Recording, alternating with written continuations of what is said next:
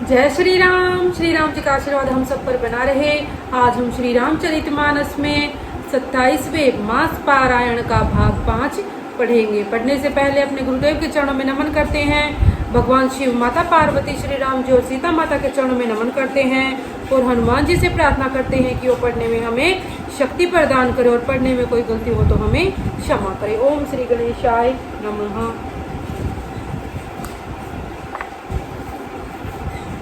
भाग 4 की वीडियो का लिंक नीचे डिस्क्रिप्शन में दिया गया है, आप वहां से सुन सकते हैं। श्री राम जी ने कहा, हे तात, यह सब आपके पुण्यों का प्रभाव है जो मैंने अजय राक्षस राज को जीत लिया। पुत्र के वचन सुनकर उनकी प्रीति अत्यंत बढ़ गई, नेत्रों में जल छा गया और रोमावली खड़ी हो गई। श्री रघुनाथ जी ने पहले के प्रेम को विचार कर पिता की ओर देखकर ही उन्हें अपने स्वरूप का दृढ़ ज्ञान करा दिया है। उमा दशरथ जी ने भेद भक्ति में अपना मन लगाया था, इसी से उन्होंने केवल्य मोक्ष नहीं पाया। माया रहित सच्चिदानंदमय स्वरूप भूत दिव्य गुण युक्त सगुण स्वरूप की उपासना करने वाले भक्त इस प्रकार का मोक्ष लेते भी नहीं। उनको श्री राम जी अपनी भक्ति देते हैं। प्रभु को इष्ट बुद्धि से बार बार प्रणाम करके दशरथ जी हर्षित होकर देव लोक को चले गए। छोटे भाई लक्ष्मण जी और जानकी जी सहित परम कुशल प्रभु श्री कौशलाधीश की शोभा देखकर देवराज इंद्र मन में हर्षित होकर स्तुति करने लगे। शोभा के धाम शरणागत को विश्राम देने वाले श्रेष्ठ तरकस धनुष और बाण धारण किए हुए प्रबल प्रतापी भुजदंडों वाले श्री रामचंद्र जी की जय हो। हे खर और भूषण के शत्रु और राक्षसों की सेना के मर्दन करने वाले आपकी जय हो। हे नाथ, आपने इस दुष्ट को मारा, इससे सब देवता सनाथ हो गए। हे भूमि का भार हरने वाले, हे अपार श्रेष्ठ महिमा वाले, आपकी जय हो। हे रावण के शत्रु, हे कृपालु, आपकी जय हो। आपने राक्षसों को बेहाल कर दिया। लंकापति रावण को अपने बल का बहुत घमंड था।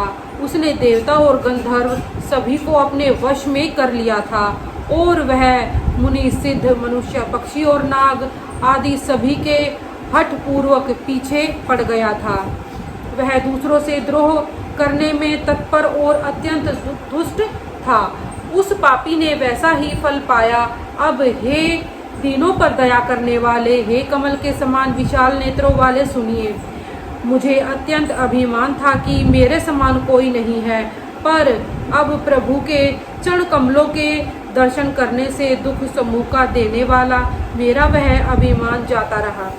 कोई उन निर्गुण ब्रह्म का ध्यान करते हैं जिन्हें वेद निराकार कहते हैं, परंतु हे राम जी, मुझे तो आपका यह सगुण कौशलराज स्वरूप ही प्रिय लगता है।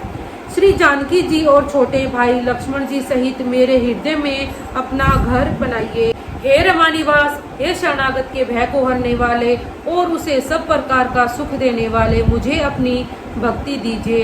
हे सुख के धाम, हे अनेकों कामदेवों की छवि वाले रघुकुल के स्वामी श्री रामचंद्र जी, मैं आपको नमस्कार करता हूँ। हे देव समूहों को आनंद देने वाले, जन्म मृत्यु हर्ष विषाद सुख दुख आदि द्वंद्वों के नाश करने वाले, मनुष्य शरीरधारी अतुलनीय बल वाले, ब्रह्मा और शिव आदि से सेवनीय, करुणा से कोमल श्री राम जी, मैं आपको नमस्कार करता हूँ।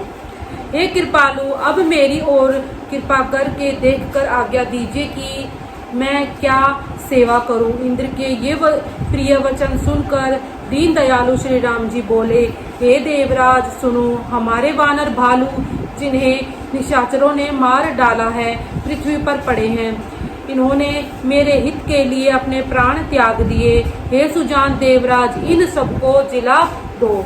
काकभूषणी जी कहते हैं, हे गरुड़ सुनिए, प्रभु के ये वचन अत्यंत गूढ़ हैं, ज्ञानी मुनि ही इन्हें जान सकते हैं। प्रभु श्री राम जी त्रिलोकी को मार कर जला सकते हैं। यहाँ तो उन्होंने केवल इंद्र को बढ़ाई दी है। इंद्र ने अमृत बरसाकर वानर भालुओं को जिला दिया। सब हर्षित होकर उठे और प्रभु के पास आए।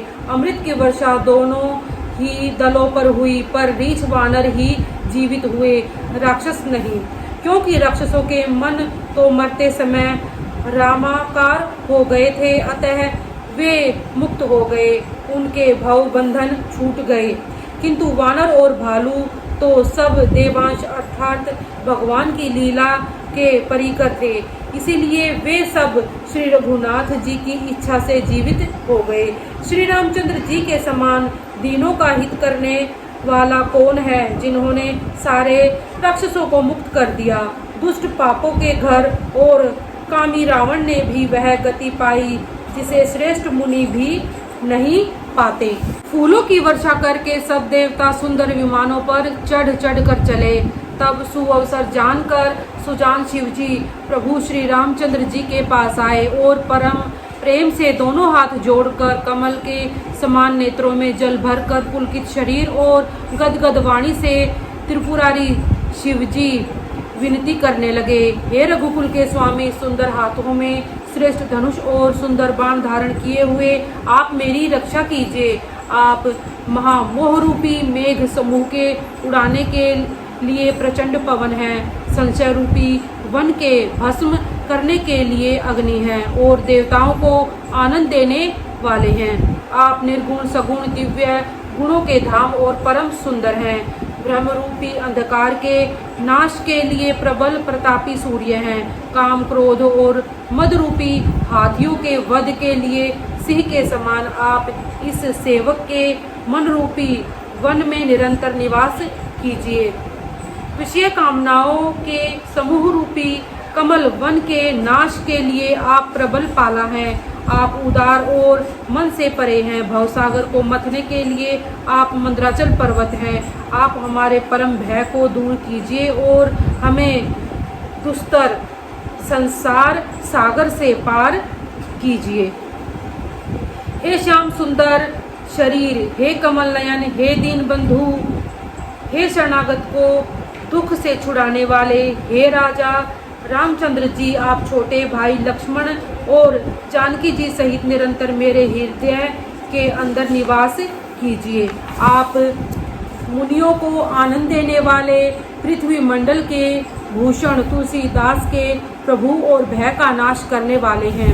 हे नाथ, आप अयोध्यापुरी में आपका राज तिलक होगा, तब हे कृपा सागर मैं आपकी उदार लीला देखने आऊँगा।